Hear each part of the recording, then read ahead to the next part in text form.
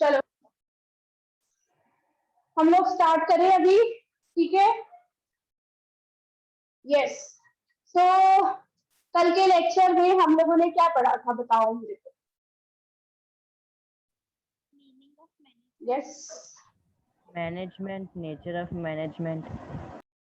अच्छा, मैनेजमेंट की डिफाइन पढ़ी थी। मैनेजमेंट की जो डिफाइन पढ़ी थी वो किस एंगल से कंट्रोल? ओके, बट मैनेजमेंट की जो डेफिनेशन हम लोगों ने पढ़ी थी वो किसने प्रोवाइड की थी? वो नाम बता सकते हो मेरे को? यस, टेरी। जॉर्ज टेरी। जॉर्ज टेरी, हाँ, जॉर्ज टेरी। ओके, सो जॉर्ज टेरी ने जो डिफाइन दी थी हम लोगों को, वो मुझे कौन बताएगा, किसको पूरी याद है? आप लोगों ने होमवर्क तो किया, लिखा भी आप लोगों ने, किसको याद है पूरी? और उसके अंदर हम लोगों ने टोटल, मैंने आपको बताया था 7 चीजें हमको, 7 वर्ड्स को हमको याद करना है एक्चुअली। तो बता सकते हो जॉर्ज टेरी मैनेजमेंट की definition according to the George Terry क्या आएगा? Management is a yes human ऐसे, हाँ, okay, management is a process which of planning and control. of 6 M's. yes which plans and controls किसको? 6 M's. 6 M. 6 M's कौन से? चलो सबसे पहला Man, machine, Machine. material, method, money, market, directing, direction. Direction कहाँ से आ गया? मैन एम से ही हम लोगों को, भाई 6 एम्स हम लोगों को देखते हैं ना, तो एम से ही man, material, method, money, market और Machine. Okay, very good. So 6 Ms को प्लानिंग और कंट्रोलिंग करना, उसके साथ में इट ऑल्सो प्रोवाइड्स 3 चीजें। It also provides yes Leadership, Coordinate. coordination, Direction. and direct. very good. 3 चीजें। it also provides leadership, coordination and direction to किसको? to Employees and workers. Employees and workers और to human efforts. देखो रवि, आप बता सकते हो, भले एम्प्लॉयज वर्कर्स बोल सकते हैं, लेकिन ये वही जॉर्ज टेरी के अकॉर्डिंग डिफाइन की हुई है ना, तो जॉर्ज टेरी ने जो वर्ड्स को यूज किया है ना, उन्हीं वर्ड्स को हम लोगों को यूज करना पड़ेगा। हम अपने वर्ड्स उसके अंदर इंक्लूड नहीं कर सकते, लेकिन आगे चलकर जैसे अभी बोले ना कि भाई अकॉर्डिंग टू रवि, भाई व्हाट इज मैनेजमेंट, तो आप अपने वर्ड्स डाल सकते हो, लेकिन ये जॉर्ज टेरी के अकॉर्डिंग है ना, तो जॉर्ज टेरी ने जो शब्द बोले हैं उसी शब्दों के अकॉर्डिंग हम लोगों को चलना पड़ेगा, ठीक है? तो टू ह्यूमन एफर्ट्स, क्यों ये डायरेक्शन, ये प्लानिंग, ये कंट्रोलिंग 6 एम्स को ये क्यों किया जा रहा है? For Achieving business object. Very good, for achieving the business objective, ठीक है? तो ये हम पूरी डिफाइन इन्वर्टेड कॉमास में लिखेंगे और अकॉर्डिंग टू जॉर्ज टेरी हम हेडिंग डालेंगे।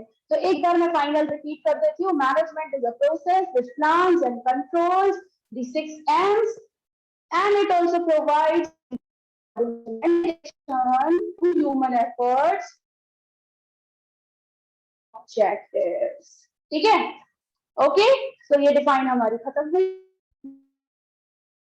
So nature of management लिखने थे total how many head points लिखी थी उसके अंदर? Yes, कितनी head points थी? 7. Okay, yes, very good Krishna, 7 में मैंने डिस्ट्रीब्यूट किया था 4 प्रोसेस, 2 एक्टिविटी और 1 साइंस, आर्ट एंड प्रोफेशन, है ना? मैंने डिवाइड किया था नेचर ऑफ मैनेजमेंट। इसको याद कैसे करेंगे? दीदी दिख ही नहीं रहा है।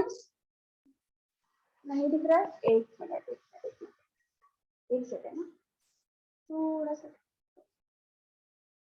अब ठीक है, Yes, अब ma'am. सही है ना? ओके, सो ये नेचर ऑफ मैनेजमेंट में 4 प्रोसेसेस थे भाई। मैनेजमेंट को प्रोसेस प्रोसेस बोला हुआ है, 4 प्रोसेस, 2 एक्टिविटी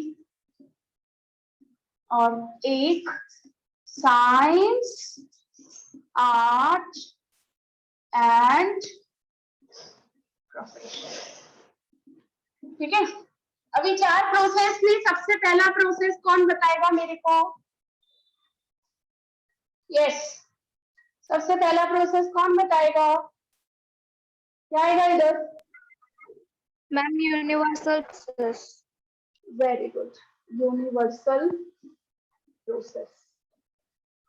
सेकेंड, यस बताओ, बोलो बोलो, बोलते जाओ। Continuous process. Continuous process. Unmute करके बोलो ना सब लोग। हाँ, चैट करना तो कर सकते हैं हम लोग, ऐसा कोई वो नहीं है। Yes, next, decision process. And the fourth one, human process. Human process. ठीक है, तो ये 4 प्रोसेस हम लोगों ने देखे थे। 2 एक्टिविटी में क्या आएगा? मैं तो 5th नंबर ही डाल रही हूँ। ठीक है, बोलो 2 एक्टिविटी में कौन सी 2 एक्टिविटी थी?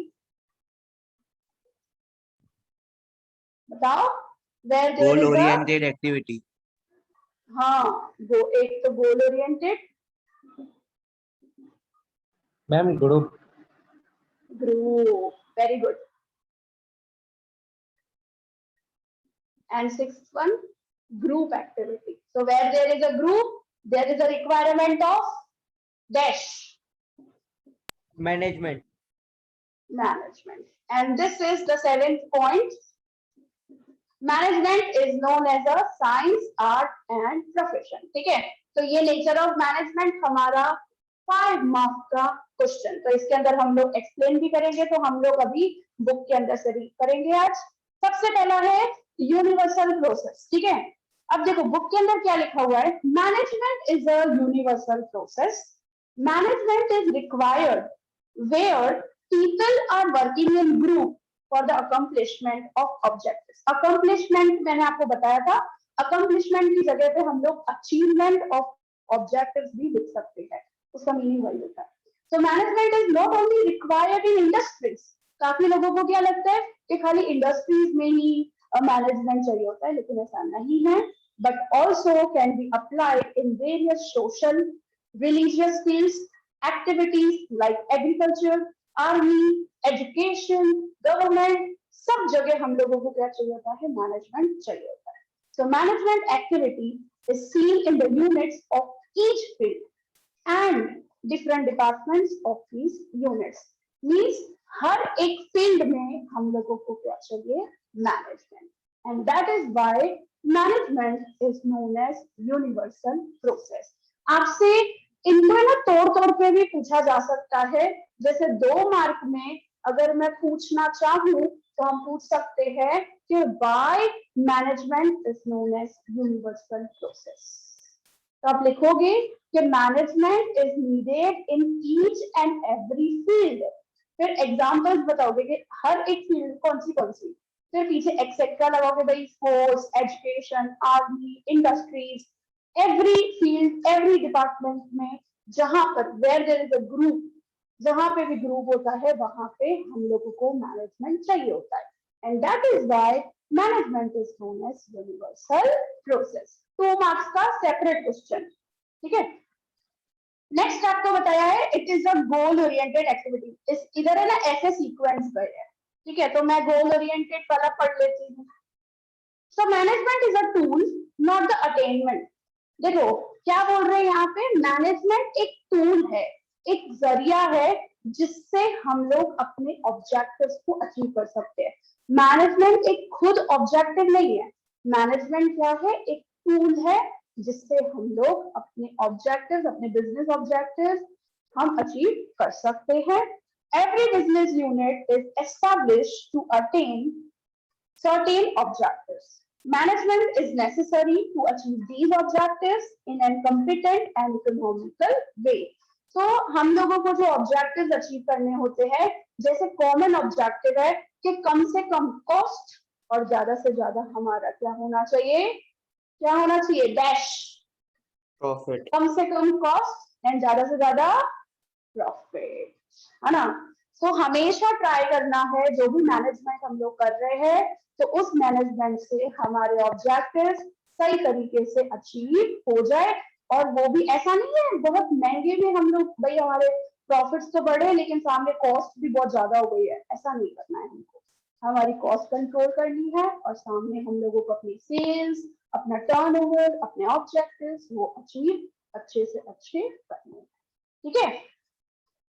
सो नेक्स्ट बताया है ग्रुप एक्टिविटी, ठीक है, थर्ड नंबर आपके बुक के अंदर बताया है ग्रुप एक्टिविटी है। तो मैनेजमेंट इज अ कलेक्टिव, हम कलेक्टिव एक्टिविटी भी वर्ड डाल सकते हैं।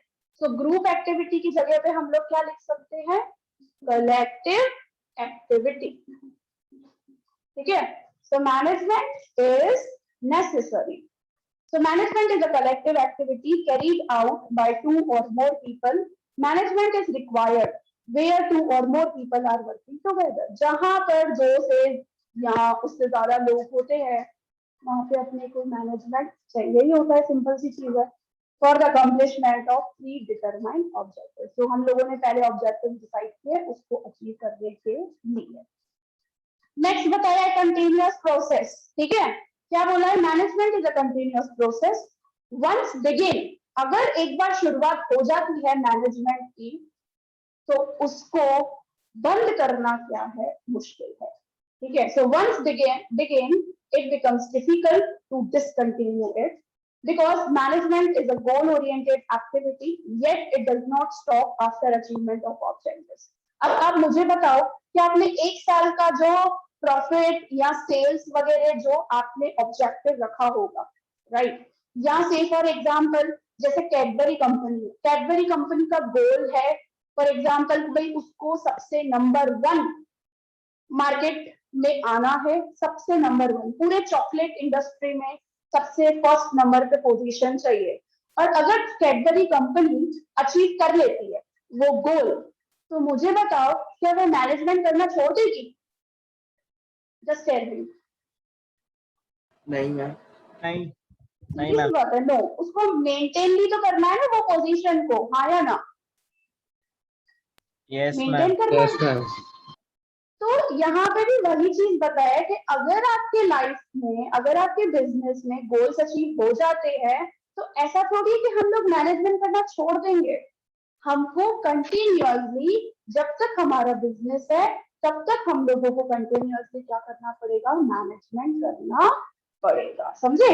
भले गोल्स अचीव हो गए हमारे, ठीक है, जैसे अभी आप 12th स्टैंडर्ड में आपने जो परसेंटेज सोचा, आप वो परसेंटेज लेकर आओगे, तो क्या नेक्स्ट टाइम से मैनेजमेंट करोगे ही नहीं, फिर आप कॉलेज के लिए करोगे, फिर भाई जिसका होगा कि भाई मेरे को एमबीए करना है, या जिसको होगा कि भाई मेरे को सीए करना है, फिर उसके लिए वो प्लानिंग करेगा, फिर उसके लिए वो टारगेट्स डिसाइड करेगा, है ना, प्रोसेस तो कंटिन्यू जाएगा ही जाएगा, ठीक है। तो जब भी हम लोग भले गोल्स अचीव कर ले, तो हम लोग रुकेंगे नहीं, तो इससे हम लोग क्या करेंगे, नेक्स्ट के लिए हम लोग या उसी स्टेज को, उसी पोजीशन को मेंटेन करने के लिए हम लोग कंटिन्यूअसली मैनेजमेंट करते रहेंगे, ठीक है। So management is a goal oriented, yet it does not stop after achievement of objectives, new objectives targets are decided by the business unit, the cycle of, ये साइकिल क्या चलती रहेगी, आपने ऑब्जेक्टिव डिसाइड किया, उसको अचीव किया, फिर से ऑब्जेक्टिव बनाया, फिर अचीव करोगे, फिर से ऑब्जेक्टिव डिसाइड करोगे, फिर उसको अचीव करोगे, तो ये प्रोसेस क्या है, चलता रहेगा आपका कंटिन्यूअसली, ठीक है। तो क्या अभी बोल दोगे आप, नहीं मैंने तो 12th स्टैंडर्ड में ना 80% लेकर आए, बहुत हो गया मेरे लिए, अब आगे क्या है, अब आगे जलसा करना है मेरे को, ऐसा होता है। आगे भी अपने को करियर देखना है, आगे भी हम लोगों को, मतलब जब तक मेरी जिंदगी है तब तक मुझे मैनेज हर चीज को करते रहना है, चाहे वो मेरा करियर हो, चाहे मेरी वो लाइफ हो, चाहे मेरा वो हेल्थ हो, चाहे वो मेरा टाइम हो, है ना, ये तो चीज चलती रहेगी continuously. and that is why management is known as a continuous process. मतलब मैं आपको हर फील्ड का एग्जांपल दे रही हूँ, लाइफ का भी एग्जांपल दिया, इवन कैडबरी जैसे कंपनी है उसका भी मैंने आपको एग्जांपल दिया. अब नेक्स्ट आ जाता है ह्यूमन प्रोसेस. ह्यूमन प्रोसेस में देखो क्या लिखा है, management process is limited to the human activities in spite of its universality and human element is the most significant element in the management. Simple सी बात है, because पूरा का पूरा जो मैनेजमेंट करता है वो ह्यूमन करता है. सो मैनेजमेंट के अंदर ह्यूमन को सबसे बड़ा मोस्ट आईएमपी एलिमेंट गिना गया हुआ है. ठीक है, क्योंकि मैंने कल ही आपको बताया था कि management is for the human and by the human, है ना, ऐसा ही होता है ना.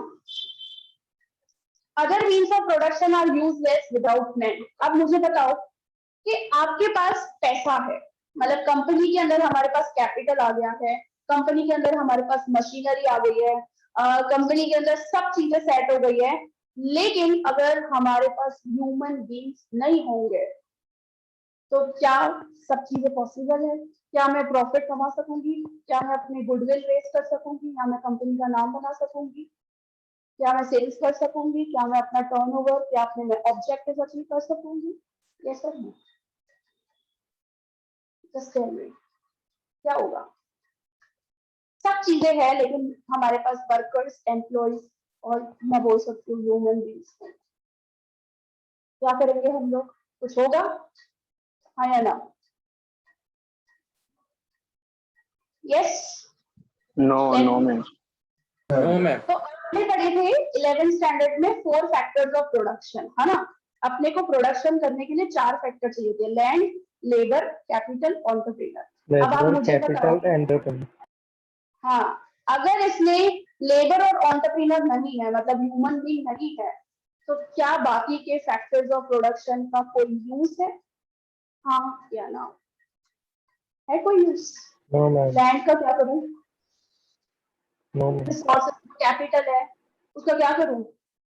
सो यहाँ पे चीज क्या है कि ह्यूमन को ज्यादा इंपॉर्टेंस दिया हुआ है. So management is done by the human being and for the human being.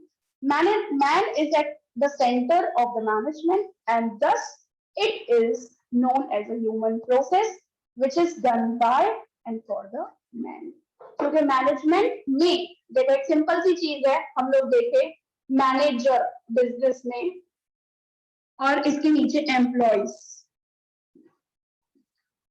ये दोनों क्या है? जो मैनेज कर रहा है वो भी ह्यूमन बीइंग है, जिसको मैनेज किया जा रहा है वो भी ह्यूमन बीइंग है. समझे? So that is why management is known as human process. अब क्लियर हुआ पूरा का पूरा अच्छे से? यस? बोलो यार, क्लियर हुई इतनी चीजें? हम लोगों ने कौन सी चीजें पढ़ ली? यूनिवर्सल पढ़ लिया, कंटिन्यूअस पढ़ लिया, ह्यूमन पढ़ लिया, गोल ओरिएंटेड एक्टिविटी पढ़ ली, ग्रुप एक्टिविटी पढ़ ली. अब आ जाता है decision process. So decision process is a function of management. Management has to take decision constantly while managing the business. No work can be done without taking decision. क्योंकि मैंने कल ही आपको बताया था, you have to choose, you have to decide whether you have to do this और this. जैसे आप लोगों ने इवन आपके 10th स्टैंडर्ड के बाद भी तो आपने चूज किया ना, आपने डिसीजन लिया कि मैं साइंस लूं, मैं कॉमर्स लूं कि मैं आर्ट्स लूं. डिसीजन लिया कि नहीं लिया? तो आपने लिया कॉमर्स. अब कॉमर्स के बाद भी, अब जैसे ही आपका 12th स्टैंडर्ड कंप्लीट होगा उसके बाद फिर से आप डिसीजन लोगे कि क्या करना चाहिए मुझे आगे. आपके पास डिफरेंट ऑप्शंस अवेलेबल होंगे. सो मैनेजमेंट में भी क्या होता है, जो भी हम लोग प्लानिंग कर रहे हैं और जो भी हम लोगों ने ऑब्जेक्टिव्स डिसाइड किए हैं, उस ऑब्जेक्टिव को अचीव कैसे करें. अब फॉर एग्जांपल अगर हम लोगों ने ऐसा डिसाइड किया हो, ऐसा हम लोगों ने ऑब्जेक्टिव सोचा हो कि हम लोगों को सेल्स इतने यूनिट्स करनी है, से फॉर एग्जांपल 1 लाख यूनिट्स पूरे साल में अपने को सेल्स करनी है. मुझे बताओ सेल्स आप कैसे बढ़ा सकोगे बिजनेस के अंदर? What are the different alternatives? कैसे हम लोग बढ़ा सकते हैं? एडवर्टाइजमेंट. एडवर्टीजमेंट। दूसरा ऑप्शन, एडवर्टीजमेंट भी कितने तरीकों से हो सकती है, आप बता सकते हो मेरे को? टीवी पैम्पलेट मैम छपवा मैम पोस्टर, हाँ मैम पैम्पलेट्स, टीवी पे ऐड, मैम ऐड आती है टीवी पे। Advertisement on TV, radio, national TV पे ऐड दे इंटरनेट, सकते। यस ऑफ कोर्स, होर्डिंग्स लगा सकते हैं हम लोग, कितने सारे सेल्स तो लगा सकते, एडवर्टीजमेंट के सेल्स ऑप्शन। की एडवर्टाइजमेंट करेंगे तो उससे बढ़ेगी, हाँ ऑफ कोर्स, मतलब वो हम लोग ये चीज डालते हैं ना, खरीदो तो ये फ्री या फिर इतना हाँ परसेंट। हाँ, बाय वन गेट वन, ऐसे सब डिस्काउंट ऑफर कर सकते हैं हम लोग। और सेल सेल सेल ऐसे आता है ना, 50% ऑफ, 50% ऑफ, हर जगह ऐसे लिखा हुआ होता है, मॉल्स वगैरह में हम लोग जाते हैं, या buy one buy two get one free, ऐसा सब चीजें होता है, right? So there are various options available for increasing our sales. हमारी सेल्स अगर हमको बढ़ानी है तो आप सोचो हमारे पास कितने ऑल्टरनेटिव्स है। आप मुझे बताओ कि आप कैसे चूज करोगे, क्योंकि you have to decide, you have to do management. अगर हम लोग मैनेजमेंट कर रहे हैं तो हमारे दिमाग के अंदर क्या चीज होगी, हम जो भी ऑप्शन को सिलेक्ट करेंगे क्या सोच के सिलेक्ट करेंगे, कोई बता सकता है? मैम कितना कितना? यस पीयूष, कितना? मैम एक्सपेंस कम हो मैम और एडवर्टीजमेंट ज्यादा। Very good, very good, this is the main concept of the management कि खर्चा कम हो और मुनाफा ज्यादा होना चाहिए हमारा, राइट? तो हमारा जो भी ऑप्शन सिलेक्ट होगा, जो भी हम लोग डिसीजन लेंगे, जो चॉइस करेंगे, वो क्या होना चाहिए कि हाँ ये चीज तो हम लोगों को देखनी है, और हम लोग सामने क्या देखेंगे कि हमको बेनिफिट, अगर हम लोग एडवर्टीजमेंट थ्रू टीवी चूज करते हैं तो हमारी सेल्स कितनी बढ़ेगी और उसका खर्चा कितना आएगा। सो एट एवरी स्टेप, हर एक ऑप्शन को एनालिसिस करेंगे हम लोग, हर एक ऑप्शन को एनालिसिस करने के बाद we have to decide whether to select this or whether to select this, which is beneficial for us, which is beneficial for our company, right? तो ये चीज हम लोग चूज कर रहे हैं, डिसाइड कर रहे हैं ना। तो मैनेजमेंट में भी हर एक स्टेप पे आपको क्या करना पड़ेगा, डिसीजन लेना पड़ेगा, and that is why management is known as decision process. ये तो मैंने सिर्फ एक सेल्स का एग्जांपल दिया, ऐसे कितनी सब चीजें होंगी, कितनी सारी एक्टिविटीज होगी, और हर एक एक्टिविटी में आपको कहीं ना कहीं ऑप्शंस मिलेंगे ही मिलेंगे। सिंपल सी चीज है, आप डिसीजन तो लोगे ही लोगे। अब जैसे फॉर एग्जांपल आपको डिसाइड करना पड़े, आप रॉ मटेरियल आपको चाहिए, तो क्या रॉ मटेरियल मैं बाहर से खरीदूं अपने प्रोडक्ट के लिए, मतलब सप्लायर से खरीदूं, या मैं अपने फैक्ट्री में खुद वो रॉ मटेरियल प्रोड्यूस करूं? फिर से सिलेक्शन का आया, फिर से डिसीजन आया, आप क्या करोगे, कैसे सोचोगे आप कि क्या करना चाहिए, whether to buy the raw material from the supplier or to produce or to make the raw material in our factory, क्या करना चाहिए, कैसे सिलेक्ट करोगे? दीदी जो सस्ता पड़े, सस्ता पड़े, रॉ मटेरियल अच्छे क्वालिटी का भी हो, सस्ते पे। देखो आजकल है ना, मैं मानती हूँ कॉस्ट इफेक्टिव कंट्रोल हमको करना चाहिए, लेकिन आज के टाइम पे बिकॉज ऑफ द कंपटीशन हम लोगों को सामने क्वालिटी भी देखनी पड़ती है। अगर हमारा प्रोडक्ट प्रीमियम है तो हम लोगों को थोड़ा बहुत कॉस्ट देखना पड़ता है, समझे? क्योंकि अगर हम लोगों को मार्केट में अच्छे क्वालिटी ऑफ गुड्स प्रोवाइड करने हैं तो थोड़ा अगर कॉस्ट पड़ता भी है, और सीधी सी बात है हम वो तो देखेंगे कि यार कॉस्ट ज्यादा नहीं हो हमारे प्रॉफिट से, सिंपल सी बात है, हमारे प्राइस से कॉस्ट ज्यादा नहीं हो। बट अगर थोड़ा कॉस्टली पड़ता भी है और सामने अगर क्वालिटी भी इंप्रूव हो रही है, हमारा थोड़ा मार्जिन कम है प्रॉफिट का, तो हम चला सकते हैं, क्योंकि उसी से हमारी गुडविल इंक्रीज होगी और हमारे क्या होगा, मतलब ऐसा समझो कि सेल आपको जो करनी है वो आप कैसे करोगे, मतलब ज्यादा यूनिट्स करने हैं और प्रॉफिट मार्जिन कम रखना है, या फिर कम यूनिट्स सेल करने हैं और प्रॉफिट मार्जिन ज्यादा रखना है। तो ये भी डिसीजन आता है कि आपने क्या करना। वो अलग अलग उसके ऊपर डिपेंड करता है कि वो कैसा प्रोडक्ट प्रोवाइड कर रहे हैं। मैम कस्टमर कैसा है उनको? ऑफ कोर्स कस्टमर्स और इन सबको तो देखना पड़ता ही है पीयूष, हम लोगों को सब चीजें देखनी पड़ती है, सब चीजें, और फिर डिसीजन लेना पड़ता है, समझे? तो ये तो क्या है कि मैं वही चीज आपको समझाने की ट्राई कर रही हूँ कि हर एक स्टेप पे आपको एनालिसिस करने पड़ेंगे और आपको डिसीजन लेना पड़ेगा, समझे?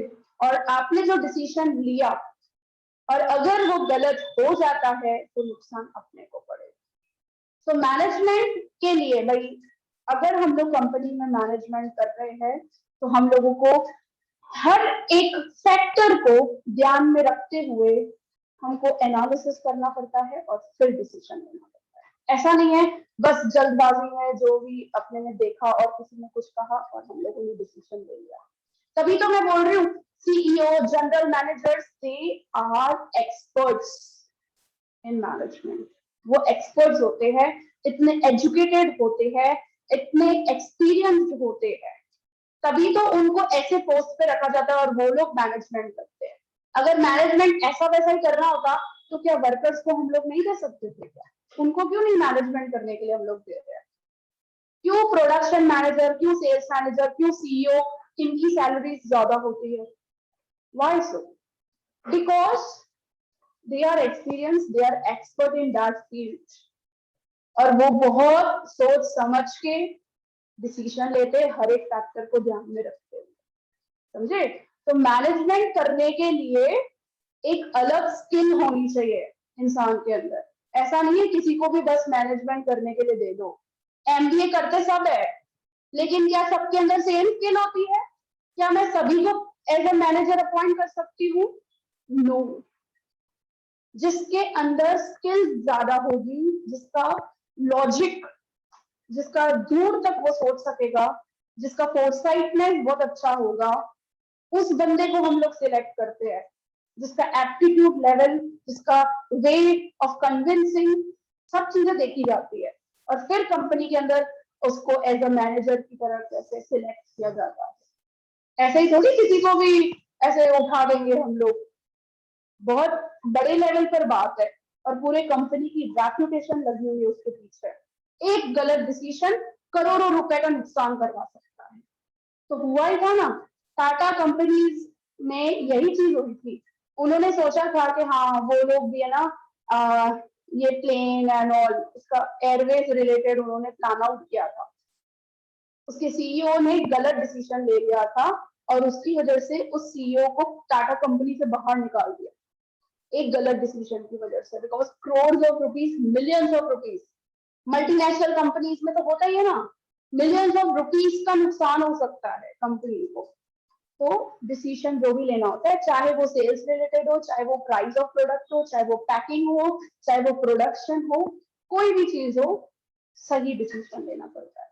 और सही डिसीजन लेंगे तो हम सक्सेसफुल हो पाएंगे। तभी हम लोग बोलेंगे कि हाँ कंपनी में मैनेजमेंट सही तरीके से हो रहा है।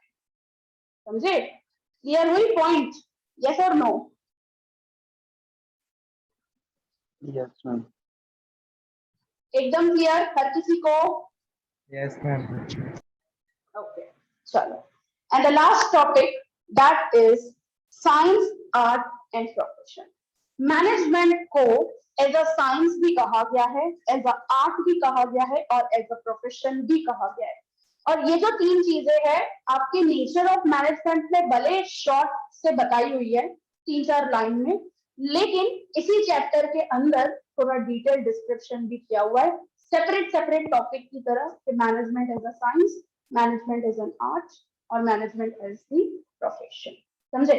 अब सबसे पहले बात करें अगर हम लोग मैनेजमेंट एज अ साइंस की, मुझे बताओ कि मैनेजमेंट जो सब्जेक्ट है हमारा, जो ये टॉपिक है, उसको साइंस के साथ कंपेयर क्यों किया है?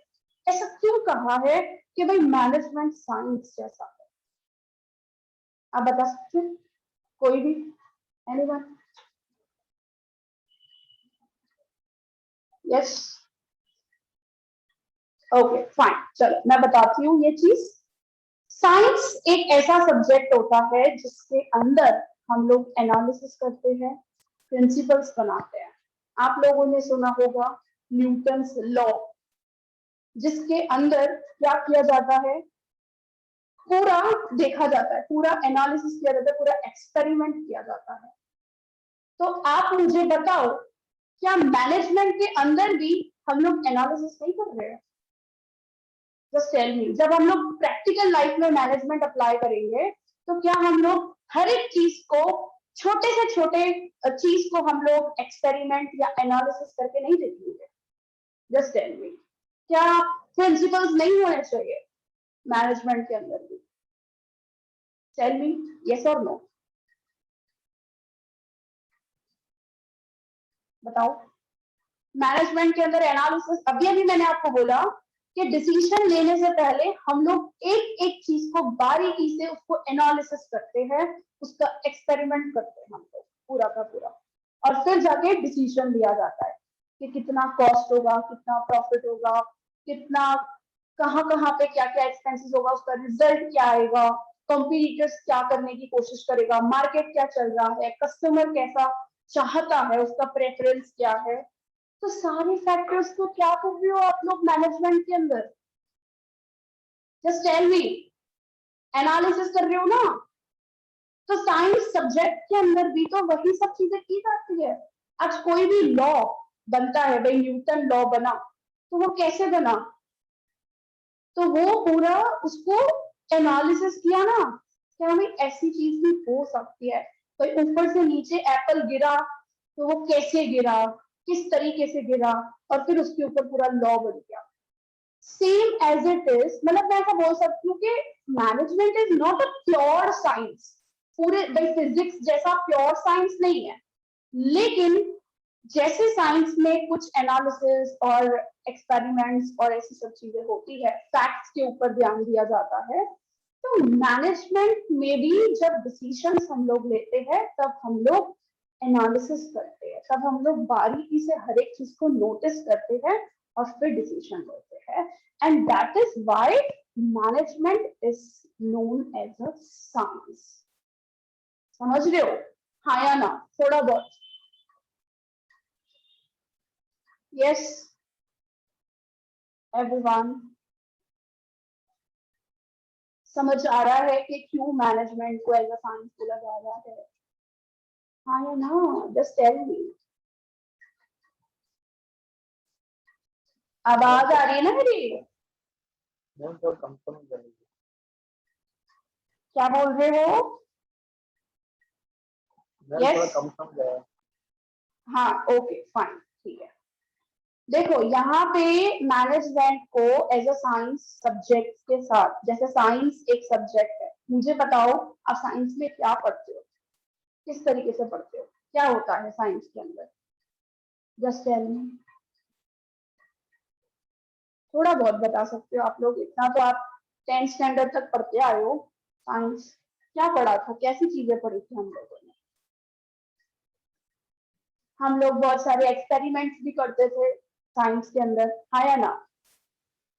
आपकी वो बुक भी होती थी जिसमें आप पूरा सब कुछ लिखते थे, करते थे ना ऐसी सारी चीजें, वो डायग्राम बनाओगे, फिर उसको एनालिसिस करोगे पूरा, फिर उसको कंक्लूड करोगे, ऊपर एम लिखोगे, कौन से मटेरियल रिक्वायर्ड है वो मैम लिखोगे। एक्सपेरिमेंट बुक होती थी, एक्सपेरिमेंट। हाँ, एक्सपेरिमेंट, वही मैं बोल रही हूँ, एक्सपेरिमेंट आपकी बुक होती थी, है ना? उसमें आप क्या करते थे भाई, जो भी हम लोग करके देखते थे कि है ना, कोई भी अपने जैसे कोई भी एक्सपेरिमेंट ले ले, there are various experiments available, तो ये सारे एक्सपेरिमेंट्स के अंदर क्या किया जाता था, बारीकी से एनालिसिस किया जाता था ना, हाँ या ना? हम देखते थे कैसा हो रहा है। Yes, ma'am. वो वाटर रिलेटेड भी होता था एक एक्सपेरिमेंट, फिर 10th स्टैंडर्ड में देयर आर वेरियस बेयर्स प्रोसेस और ऐसे सारे पता नहीं अलग अलग डायग्राम्स होते थे, और फिर हमको पता चलता था। फिर वो रबर का भी, वल्कनाइजेशन ऑफ रबर, भाई रबर को कैसे करना चाहिए, किस तरीके से टायर्स में कन्वर्ट करना चाहिए, वो सब भी होता था, बहुत सारी चीजें। तो सेम एज इट इज, जैसे साइंस के अंदर हम लोग हर एक चीज को एनालिसिस करके फिर कंक्लूजन करते थे, तो मैनेजमेंट के अंदर भी हम लोग हर एक चीज के रिलेटेड जो भी डिसीजन लेना होता है उसको एनालिसिस करते हैं, पूरा परखते हैं उसको और उसके बाद डिसीजन लेते हैं। समझ रहे हो? जैसे साइंस के से थियोरिटिकल नॉलेज, भाई अपने को थियोरिटिकल नॉलेज चाहिए, तो मैनेजमेंट में भी क्या है, मैनेजमेंट के भी खुद के प्रिंसिपल्स है, खुद का उसका भाई खुद के एनालिसिस वगैरह होते हैं। आप है ना मैनेजमेंट में ही ये बुक के अंदर ही सेकंड चैप्टर आप पढ़ोगे जिसका नाम है प्रिंसिपल्स ऑफ मैनेजमेंट। क्योंकि जैसे साइंस के प्रिंसिपल्स है, रूल्स है, जैसे लॉज है, उसके same as it is management के अंदर भी है। समझ रहे हो? And that is why management is known as a science. It is not a pure science, लेकिन कुछ जैसे साइंस के अंदर कुछ कैरेक्टरिस्टिक्स है, same as it is characteristic management के अंदर भी आती है।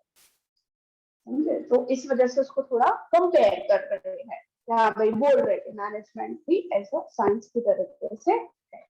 ठीक है, तो ये साइंस की बात हुई। हम लोग डेप्थ में जाएंगे आगे, न्यू पूरा का पूरा नया एक टॉपिक ही है, बट इसमें इतना सा छोटा सा ही जस्ट बताया हुआ है। फिर है ना मैनेजमेंट को आर्ट बोला है, तो आप मुझे बता सकते हो कि ये आर्ट क्यों बोला है? आर्ट के अंदर क्या होता है? ड्राइंग्स, पेंटिंग्स, ऐसी सब चीजें, ऐसा होता है आर्ट के अंदर। किसी के अंदर आर्ट होना या क्रिएटिविटी होना, हम बोलते हैं ऐसा सब